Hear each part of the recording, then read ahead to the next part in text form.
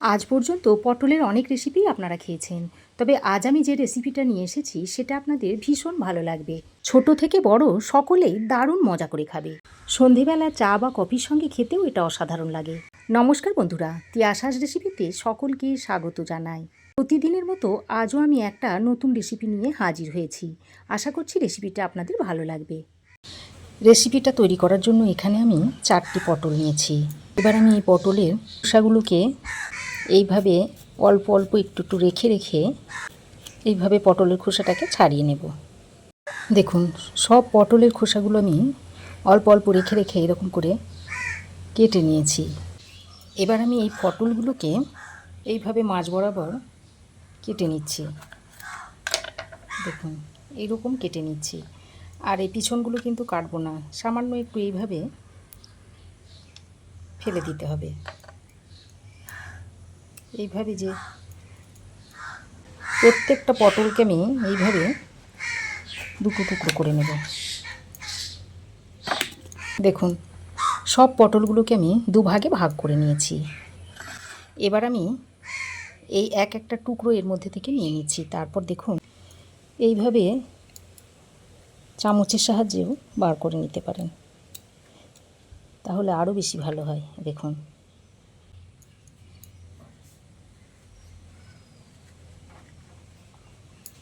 দেখুন সবগুলো পটলের ভিতর থেকে শাঁসগুলো বার করে নিয়েছি। এবার আমি এই পটলটাকে কিভাবে কাটছি একটু খেয়াল করুন।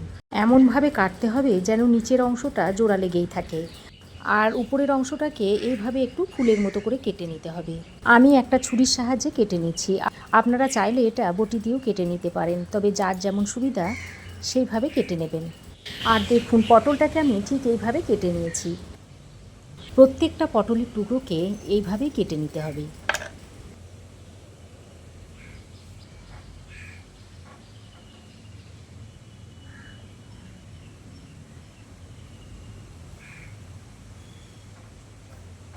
দেখুন, সবগুলো পটল আমি কেটে নিয়েছি। পটলগুলোকে কাটার আগে ধুয়ে নিয়েছিলাম, তাই আর ধোয়ার দরকার নেই। এবার আমি এই পটলের গায়ে এইভাবে নুন ছড়িয়ে দিচ্ছি। তারপরে নুন দিয়ে পটলগুলোকে এইভাবে মাখিয়ে নিচ্ছি। এতে করে পটলগুলো নরম হয়ে আসবে আর রেসিপিটা করতে খুব সুবিধা হবে। খুব সাবধানে পটলের গায়ে নুনটাকে মাখিয়ে নিতে হবে, তা না হলে ফুলগুলো ভেঙে যেতে পারে। এবার এইভাবে ঢাকা দিয়ে 10-15 মিনিট মতো রেস্টে রেখে দেবো, তাহলে পটলটা নরম হয়ে যাবে। এবার এই রেসিপিটার জন্য একটা বেসনের ব্যাটার তৈরি করে নিতে হবে। তার জন্য একটা বড় পাত্রের মধ্যে ছোট কাপের 1 কাপ মতো বেসন দিয়ে দিলাম। এবার নিয়েছি ওই কাপেরই 1/3 কাপ চালের গুঁড়ো। যদি আপনাদের চালের গুঁড়ো না থাকে তাহলে চালের গুঁড়োর বদলে সুজিও দিয়ে দিতে পারেন। এখন চালের গুঁড়ো আর সুজিটাকে প্রথমে খুব ভালো করে একটু মিশিয়ে নিচ্ছি। এবার এর মধ্যে দিয়ে দিচ্ছি অল্প একটু হলুদ গুঁড়ো, দিয়ে দিচ্ছি একটু ঝাল লঙ্কার গুঁড়ো, অল্প পরিমাণে দিয়ে দিচ্ছি একটু কালো জিরে, আর খুব সামান্য 1 পিঞ্চ মতো হিং দিয়ে দিচ্ছি। আর এই হিংটা দেওয়ার কারণে ফ্লেভারটা দুর্দান্ত হবে। এবার গুঁড়ো মশলাগুলো দিয়ে আবারও একবার বেসন আর চালের গুঁড়োর সঙ্গে ভালো করে মিশিয়ে নিচ্ছি। এবার আমি এর মধ্যে অল্প অল্প জল দিয়ে একটা থকথকে মতো ব্যাটার তৈরি করে নেব। তবে জলটা একবারে দেবেন না, তাহলে ব্যাটারটা পাতলা হয়ে যাবে। এইভাবে অল্প অল্প জল দিয়ে দিয়ে একটা না ঘন না পাতলা ব্যাটার তৈরি করে নিতে হবে। আমরা বেগুনি তৈরি করতে যেই রকম ব্যাটার তৈরি করি ঠিক সেই রকম ঘনত্বের একটা ব্যাটার তৈরি করে নেব। আমি আজকে সম্পূর্ণ নিরামিষভাবে এই পটলের পকোড়াটা তৈরি করছি। তবে আপনারা যদি আমিষভাবে খেতে চান তাহলে আপনারা এখানে আদা, রসুন ও কাঁচা লঙ্কা একসঙ্গে করে বেটে দিয়ে দিতে পারেন। দেখুন, একটা চামচের সাহায্যে তুলে আপনাদের দেখিয়ে দিচ্ছি যে কী রকম ধরনের ব্যাটারটা তৈরি করতে হবে। ঠিক এই রকম ব্যাটার তৈরি করতে হবে। খুব পাতলাও করব না, আবার খুব ঘনও করব না। তো ব্যাটার আমি রেডি করে নিয়েছি। এবার দেখুন, পটলটার মধ্যে আমি নুন মাখিয়ে রেখে দিয়েছিলাম, সেটা 15 মিনিট রেস্ট হয়ে গেছে। আর পটলগুলো দেখুন নরম হয়ে গেছে। এবার এইভাবে জলটা চিপে ফেলে দিতে হবে।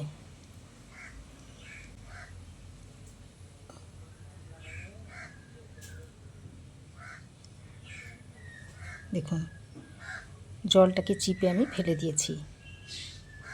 তারপর এটাকে একটা অন্য পাত্রে রেখে দিচ্ছি। এইভাবে সবগুলোকে আগে জল চিপে ফেলে দিতে হবে। দেখুন সবগুলোর মধ্যে থেকে জল চিপে ফেলে দিয়েছি। তারপর একটা পাত্রের মধ্যে রেখে দিয়েছি। দেখুন এদিকে আমি পটলগুলো ভাজার জন্য আগে থেকে একটা কড়াই বেশ খানিকটা তেল গরম করতে দিয়েছি। তারপর এই তেলটা গরম হয়ে আসার পর এই গরম তেল আমি একটু তুলে নিচ্ছি। এবার আমি যে বেসনের ব্যাটারটা তৈরি করে রেখেছিলাম সেই বেসনের ব্যাটারের মধ্যে গরম তেলটা এইভাবে দিয়ে দিচ্ছি। তারপর ভালো করে মিশিয়ে নিচ্ছি। এতে করে পকোড়াগুলো খুবই ক্রিস্পি হবে। তো গরম তেলটা ব্যাটারের সঙ্গে খুব ভালো করে মিশিয়ে নিয়েছি। এবার আমি যে পটলগুলো রেডি করে নিয়েছিলাম সেই পটলগুলো এই ব্যাটারের মধ্যে এইভাবে চুবিয়ে নিচ্ছি। তারপর এভাবে একটু ব্যাটারটাকে ঝরিয়ে নিতে হবে। এবার ব্যাটারটা ঝরিয়ে নেওয়ার পর এই গরম তেলে এইভাবে দিয়ে দিচ্ছি। দেখুন একটু এইভাবে চেপে চেপে এরকম বসিয়ে দিতে হবে।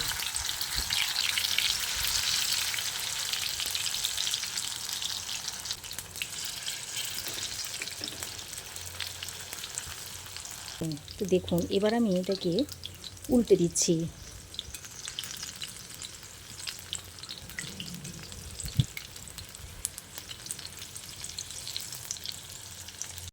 এবার গ্যাসের ফ্লেমটাকে মিডিয়ামে করে মুচমুচে করে ভেজে নেব। বন্ধুরা আপনারা তো অনেক রকমভাবে পটল ভেজে খেয়েছেন, এইভাবে একবার খেয়ে দেখুন।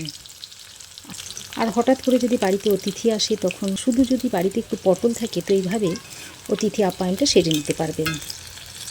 আর এটা স্ন্যাক্স হিসাবে খেতে দুর্দান্ত লাগে। তো দেখুন এর থেকে বেশি আর ভাজবো না, তাহলে আবার তেঁতো লাগবে খেতে। এবার দেখুন তেলটা ঝরিয়ে আমি তুলে নিচ্ছি। তারপর একটা প্লেটে রেখে দিচ্ছি। পটলের অনেক রকমের রেসিপি আপনারা খেয়েছেন, তবে এইভাবে কি একদিনও খেয়েছেন? যদি খেয়ে থাকেন তো অবশ্যই একটা কমেন্ট করবেন। আর আপনাদের একটা কমেন্ট আমার ভিডিও বানানোর অনুপ্রেরণা যোগায়। আজ তাহলে আসি, আবার দেখা হবে নতুন কোনো রেসিপি নিয়ে নেক্সট এপিসোডে। সে পর্যন্ত ভালো থাকবেন, সুস্থ থাকবেন। ধন্যবাদ।